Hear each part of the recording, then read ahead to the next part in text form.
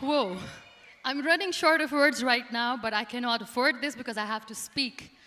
Thank you so much for all the love, for all the warmth. Thank you for accepting me. Thank you very much.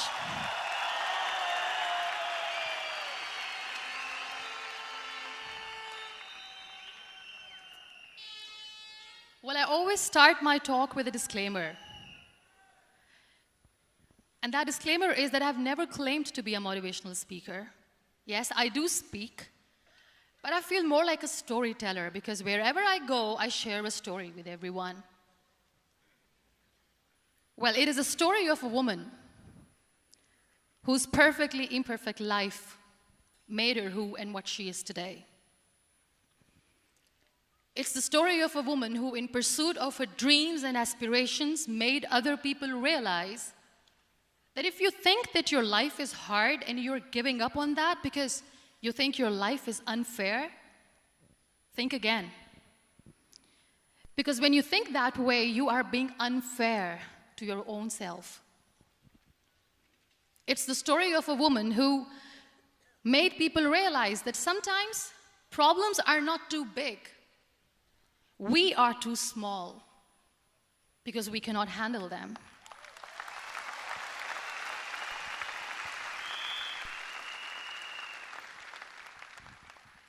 It is the story of a woman who with time realized that real happiness doesn't lie in success, money, fame. It lies within. Real happiness lies in gratitude. So I am here, and I'm going to share the story of that woman. That is my story. The story of gratitude.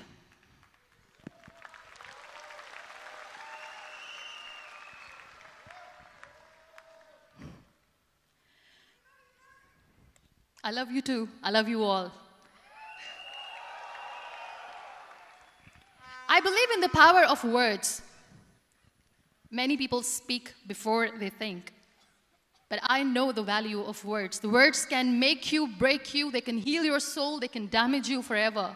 So I always try to use the positive words in my life wherever I go. They call it adversity, I call it opportunity. They call it weakness, I call it strength. They call me disabled, I call myself differently abled. They see my disability. They see my disability, I see my ability. There are some incidents that happen in your life, and those incidents are so strong that they change your DNA. Those incidents or accidents are so strong that they break you physically. They deform your body, but they transform your soul.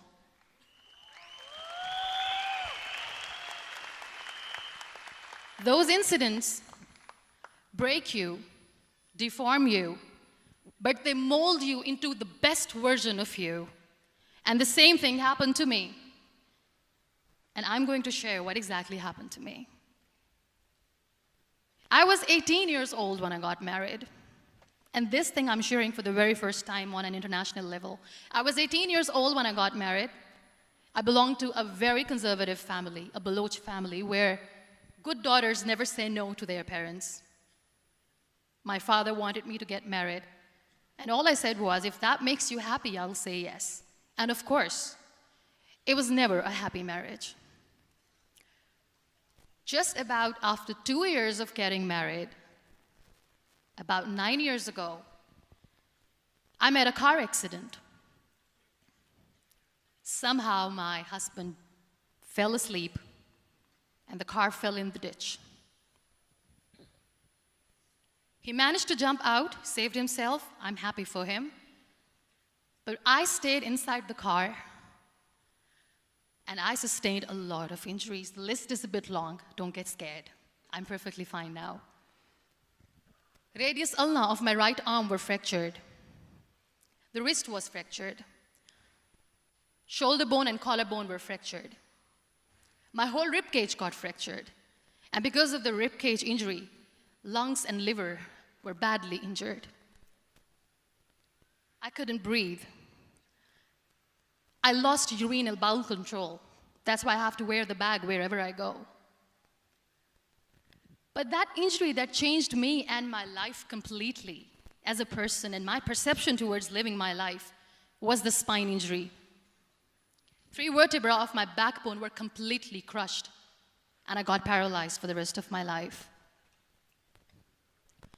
So this accident took place in a far-flung area in the outskirts of a very small province, Balochistan, where there was no first aid, no hospital, no ambulance. I was in the middle of nowhere in that toppled car.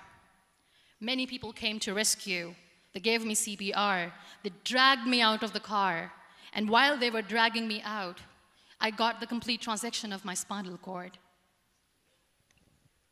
And now there was this debate going on. Should we keep it here? She's going to die. Where should we go? There is no ambulance. There was this 4-wheeler Jeep standing in the corner of the street. They said, put her in the back of the Jeep and take her to the hospital, which is 3 hours away from this place. And I still remember that bumpy ride. I was all broken. They threw me at the back of the Jeep and they rushed me to the hospital. That is where I realized that my half body was fractured and half was paralyzed. I finally ended up in a hospital where I stayed for 2.5 months. I underwent multiple surgeries. Doctors have put a lot of titanium in my arm. There's a lot of titanium at my back to fix my back. That's why people in Pakistan call me the Iron Lady of Pakistan.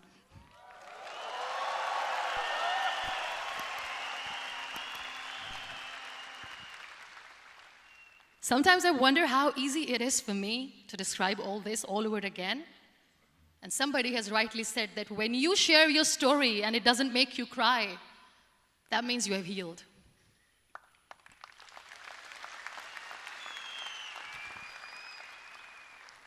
Those 2.5 months in the hospital were dreadful. I will not make up stories just to inspire you. I was at the verge of despair. One day, doctor came to me and he said, well, I heard that you wanted to be an artist, but you ended up being a housewife. I have a bad news for you. You won't be able to paint again because your wrist and your arm are so deformed, you won't be able to hold a pen again. And I stayed quiet. Next day, doctor came to me and said, your spine injury is so bad, you won't be able to walk again. I took a deep breath and I said, it's all right. The very next day, doctor came to me and said, because of your spine injury and the fixation that you have in your back, you won't be able to give birth to a child again. That day, I was devastated. I still remember, I asked my mother, why me? And that is where I started to question my existence. Why am I even alive? What's the point of living? I cannot walk, I cannot paint, fine, I cannot be a mother. And we have this thing in our heads, being women, that we are incomplete without having children. I am going to be an incomplete woman for the rest of my life. What's the point? People are scared. They think I will get divorced. What is going to happen to me? Why me? Why am I alive? We all try to chase this tunnel. We all do this because we see light in the end of the tunnel, which keeps us going. My dear friends, in my situation, there was a tunnel that I had to roll on, but there was no light. And that is where I realized that the words have the power to heal the soul. My mother said to me, this too shall pass. God has a greater plan for you. I don't know what it is, but He surely has.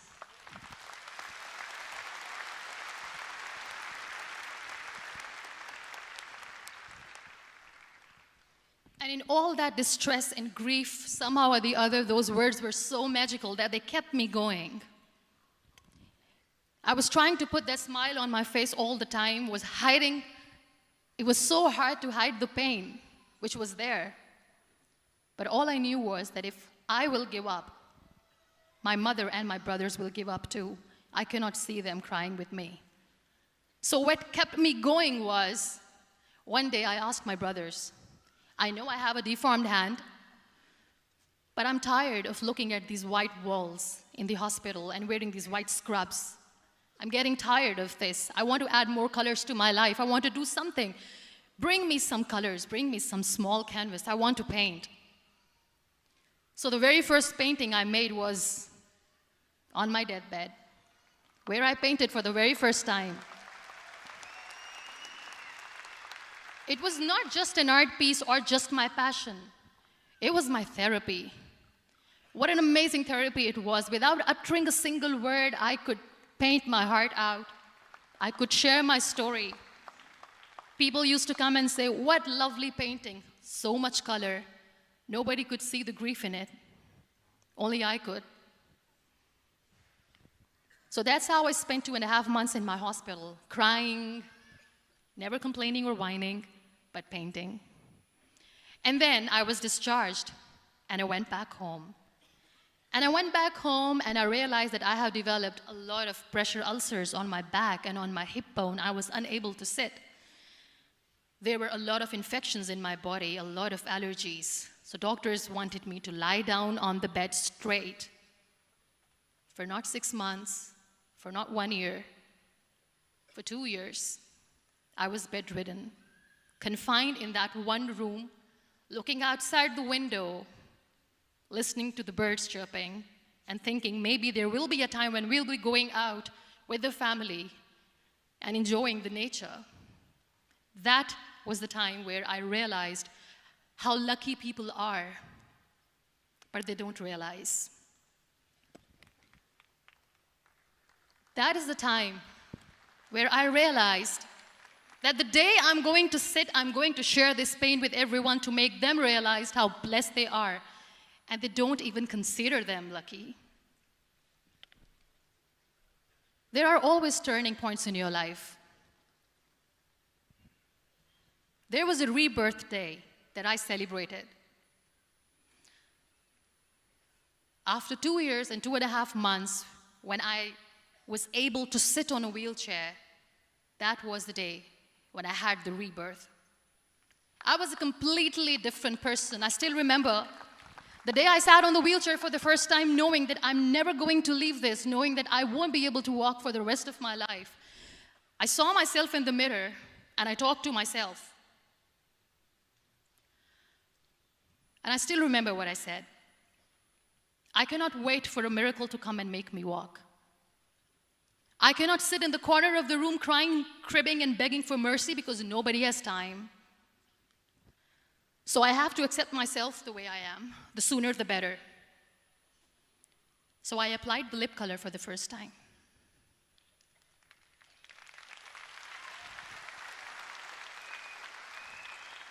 And I erased it. And I cried. And I said, what am I doing? A person on a wheelchair should not do this. What will people say? Clean it up. Put it again. This time I put it for myself, because I wanted to feel perfect from within.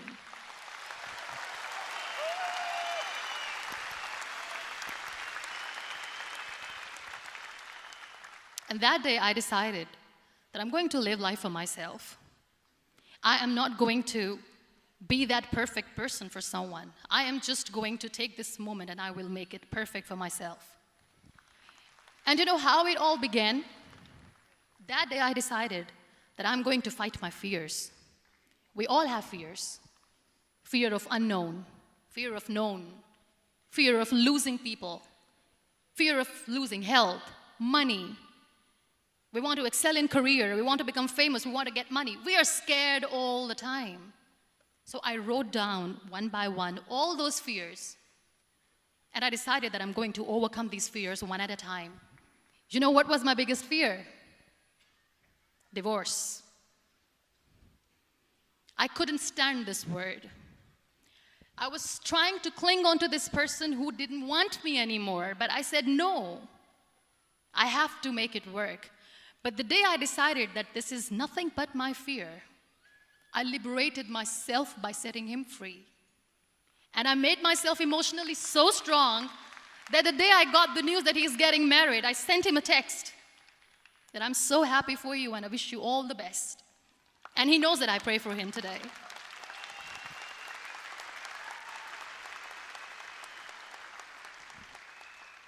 My biggest fear, number 2, was I won't be able to be a mother again. And that was quite devastating for me. But then I realized there are so many children in the world, all they want is acceptance. So there is no point of crying, just go and adopt one. And that's what I did.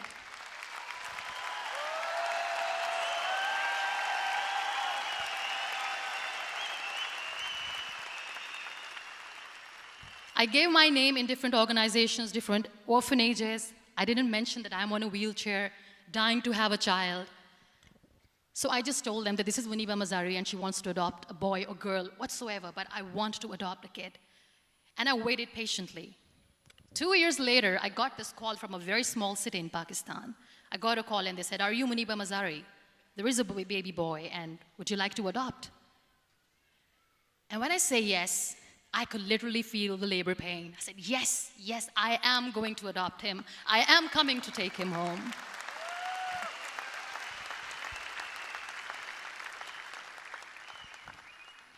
And when I reached there, the man was sitting and he was looking at me from head to toe. And in back of my head, I kept thinking that, oh my God, he is going to say she's on the wheelchair, she doesn't deserve it. How is she going to take care of him? And I looked at him and I said, "Do not judge me because I'm on the wheelchair." But you know what he said? He said, "I know you will be the best mother of this child. You both are lucky to have each other."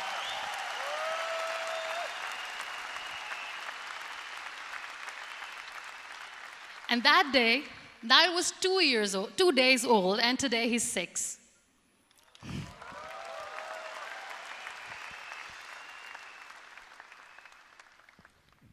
You'll be surprised to know another bigger fear that I had in me. It was facing people. I used to hide myself from people. When I was on bed for 2 years, I used to keep the door closed. I used to pretend that I'm not going to meet anyone, tell them that I'm sleeping. You know why? Because I couldn't stand that sympathy that they had for me. They used to treat me like a patient. When I used to smile, they used to look at me and say that, "You're smiling, are you okay?" I was tired of this question being asked, "Are you sick?" Well, a lady yesterday at the airport asked me, "Are you sick?" And I said, "Well, besides the spinal cord injury, I'm fine, I guess."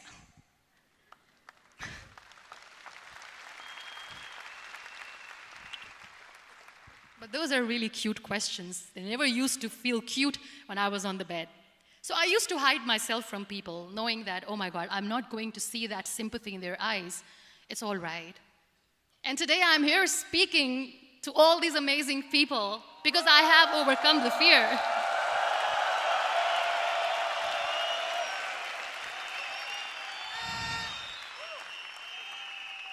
You know, when you end up being on the wheelchair, what's the most painful thing? That's another fear that people on the wheelchair or the people who are differently abled have in their hearts, but they never share. I'll share that with you. The lack of acceptance. People think that they will not be accepted by the people because we, in the world of perfect people, are imperfects.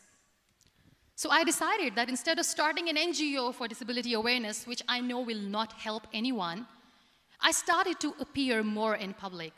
I started to paint. I always wanted to. I have done a lot of exhibitions. I'm Pakistan's first wheelchair-bound artist. I have done a lot of modeling campaigns, different campaigns for brands like Tony and Guy.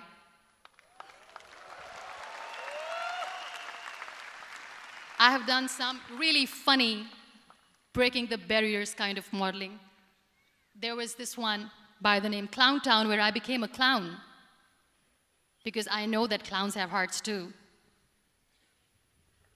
And then I also decided that if I really want to make the difference, I am not going to let people use me for their polio campaigns where they will make you a victim and an emblem of misery and mercy and will say that, you know what, give polio drops to your children or they'll become like this girl. I decided that I'm going to join the national TV of Pakistan as an anchor person. And I've been doing a lot of shows for the last 3 years.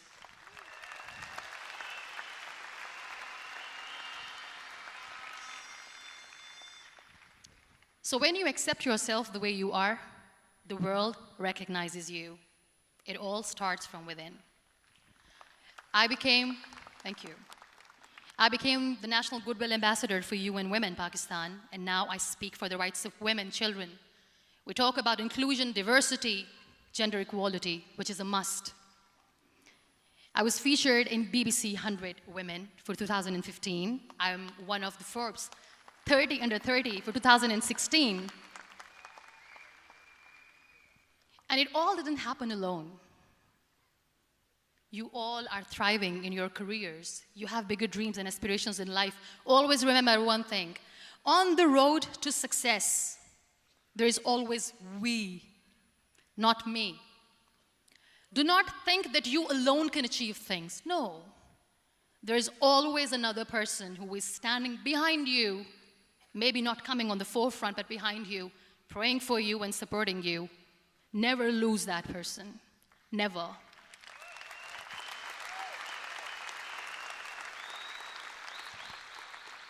No matter how much I say that I couldn't find a hero, so I became one, I still want to recognize those 3 people in my life who literally changed my life completely, and I get inspiration from them every single day.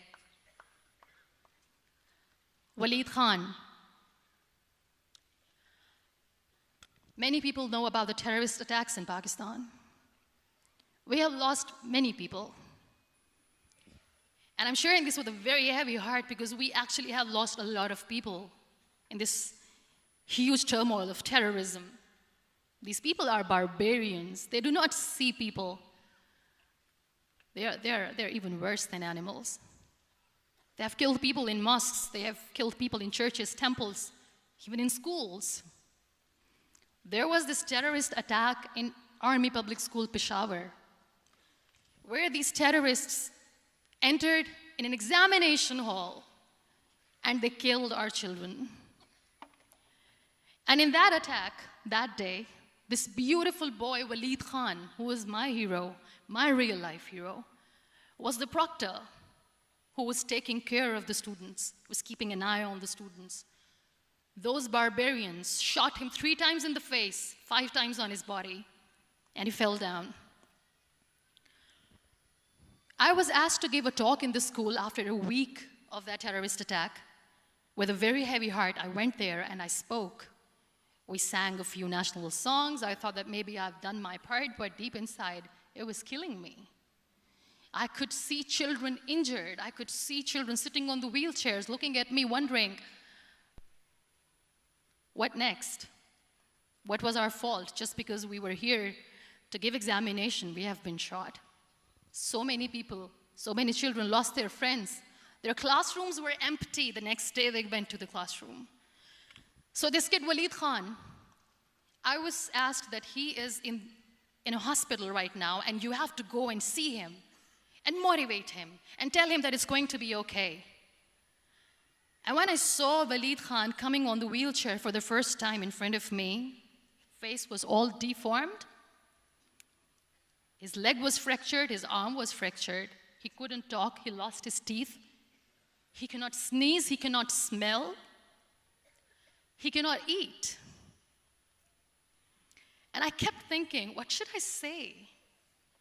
That everything is going to be all right? No, nothing is all right.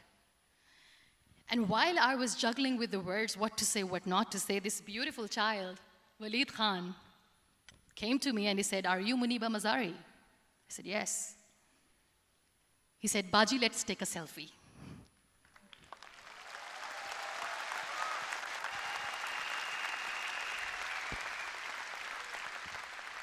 And with that beautiful, toothless smile of Waleed Khan, we took that beautiful selfie that I still have with me. I don't share that here because he was in a very bad shape that time. And that is where I realized that when I was thinking too much about his deformities, he's happy with himself. He doesn't even care. Because today he goes in the same school, and when somebody asks him that what happened to your face, why so many scars, you know what he says? "These scars are my medals and I wear them with pride."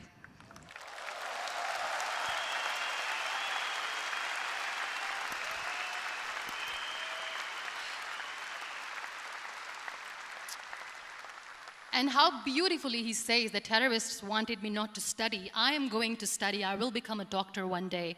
And this is my way of taking revenge from those terrorists. Another real-life hero, of course, my son. His name is Nile, N-I-L-E, River Nile. I learned so much from this kid. The first and foremost thing is patience. How to be patient when you know that your mother cannot walk, when you know that your mother is different from the other women, when you know that your mother cannot go out and play with you, how to stay calm.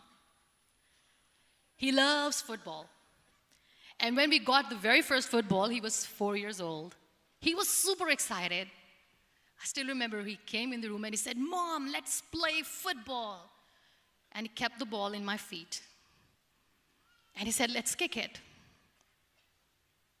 And that day I felt disabled. I said, "I cannot kick the ball." And I was down with the same face. He looked at me and he said, "Well, that's all right. Your legs are not working, but your hands do. Let's play catch the ball."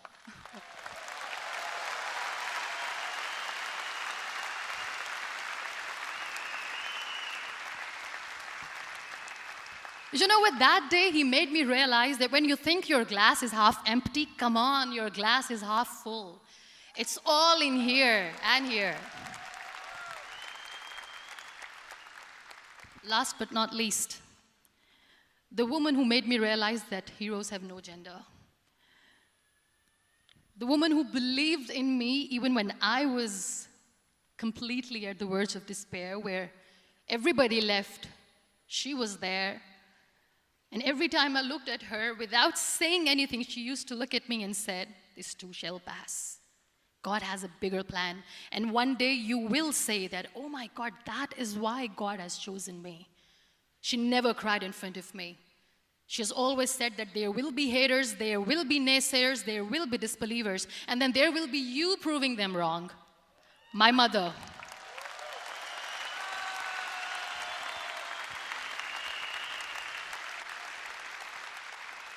Whatever I am today, I'm nothing without her.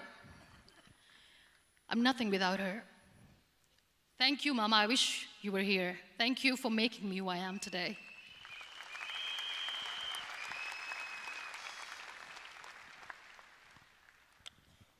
You know what? We human beings have a problem. Out of many problems, there is one more, and this is a self-created one. We always expect ease from life. We have this amazing fantasy about life. This is how things should work. This is my plan. It should go as per my plan. If that doesn't happen, we give up. So my dear friends, let me tell you one thing. I never wanted to be on the wheelchair. Never thought of being on the wheelchair. I was always aspiring to do bigger things, but had no idea that for that I have to pay the price to be where I am today. It's a very heavy price. This life is a test and a trial, and tests are trials are never supposed to be easy. So when you are expecting ease from life, and life gives you lemons, then you make the lemonade, and then do not blame life for that, because you were expecting ease from a trial. Trials make you a stronger, better person. Life is a trial, and with time you realize that.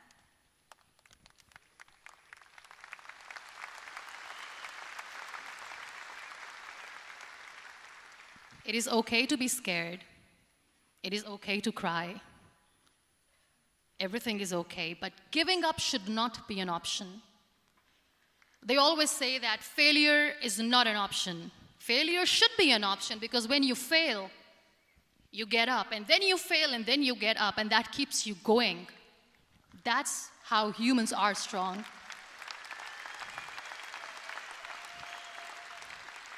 Failure is an option, should be an option, but giving up is not. Never. We have this thing in minds. We call it perfection. We want everything perfect. We want ourselves to be perfect. There is this image in our head about everything. Perfect life, perfect relationships, perfect career, perfect amount of money that we need to earn no matter what. Nothing is perfect in this world. We all are perfectly imperfect, and that is perfectly all right. That's all right. We were sent here not to become the perfect people. Those people who tell you how to look perfect, even those people are imperfect. Trying to fight this fear of looking imperfect. I used to be perfect. I still remember. I got this compliment years ago when I used to walk. Oh my God, look at you. You're fair, you're tall, you're perfect. Look at me now. You're still perfect. Only the perfect eyes can see that. Only the perfect eyes will see that. Only the perfect eyes will see that. So yes, in all those imperfections, you have to listen to your heart. You don't have to look good for people. You don't have to be perfect just because other people want you to be perfect. If your soul is perfect from within, that's all right. This is all what you want. This is all what you need to be. Our society has made very weird kind of norms to look perfect and great. For men, it's different. For women, it's different. We think too much about what people say. We listen to ourselves too little. You know what makes you perfect? When you make someone smile. You know what makes you perfect? When you try to do something good for the people around you. You know what makes you perfect? When you feel someone's pain. And how beautiful pain is that it connects you with people. No other medium can connect you with others but pain. That's why I always say that I'm in pain, and that's a blessing in disguise for me. Today, just because I'm in pain and I'm on the wheelchair, I work for children. Being the head of CSR for a company, we conduct medical camps in far-flung areas of Pakistan where so many kids die because they don't have medical facilities. And I personally believe just because they cannot afford to live doesn't mean we'll let them die. So we give them money, we give them medical treatment, we try to heal their wounds, physical and emotional. And I also work for the beautiful people, we call them third gender, the transgender community of Pakistan. You know what connects me with them? All my imperfections. When I go and I hug them, they never judge me. And this very good friend of mine, her name is Bijli. Bijli means electricity. She calls herself electricity. And I said, are you electricity? She says, no, I'm lightning. I'm as strong as lightning. Because we have very bad power outage, so she doesn't want me to call her electricity. So she says, I am very strong. I'm thunder, I'm lightning. She came to me, and the first time I hugged her, she said, you are just like me. And I said, yes, I am like you. Because to people, we are so imperfect.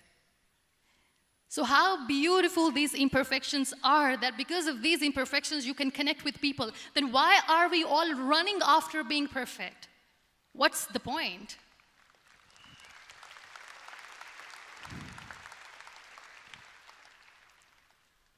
Every time I go in public, I always smile. There's always a big toothy smile on my face, and people ask me, don't you get tired of smiling all the time? What's the secret? I always say one thing, that I have stopped worrying about the things that I have lost, the people that I have lost.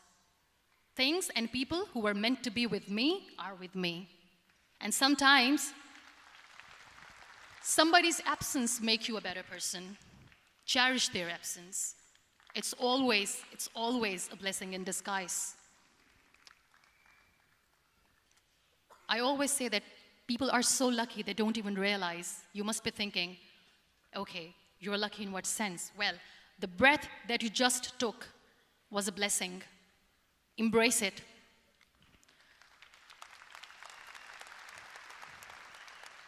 There are so many people in the world who are dreaming to live a life that you are living right now.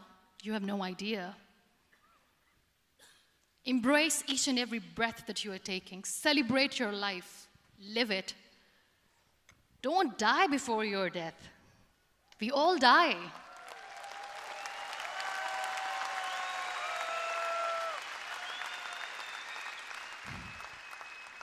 We live this one routine of a day for 75 years and we call it life. No, that's not life. If you're still thinking why you have been sent here, if you're still juggling with the concept of why you are here, you haven't lived yet. You work hard, you make money, you do it for yourself. That's not life. You go out, you seek for people who need your help, you make their lives better. You become that sponge which can absorb all the negativity, and you become that person who can emit beautiful, positive vibes. And when you realize that you have changed someone's life, and because of you, this person didn't give up, that is the day when you live. Always.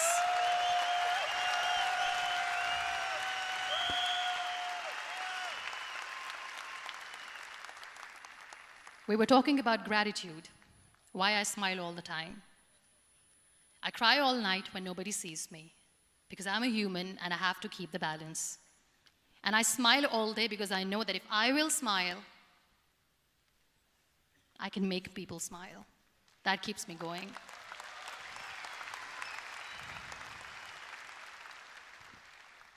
Be grateful for what you have, and you will always, always end up having more.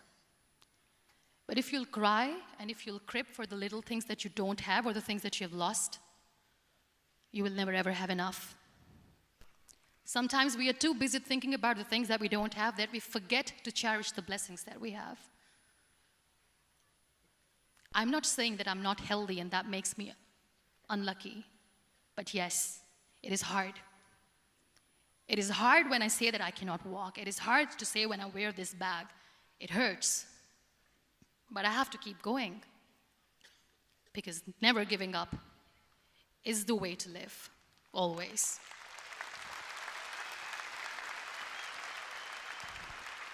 So I'll end my talk on a very short note. Live your life fully. Accept yourself the way you are. Be kind to yourself. Be kind to yourself. I'll repeat, be kind to yourself, and only then you can be kind to others. Love yourself and spread that love. Life will be hard. There will be turmoils, there will be trials, but that will only make you stronger. Never give up. The real happiness doesn't lie in money or success or fame. I have this all, I never wanted this. Real happiness lies in gratitude. So be grateful, be alive, and live every moment. Thank you so much, everyone. Thank you.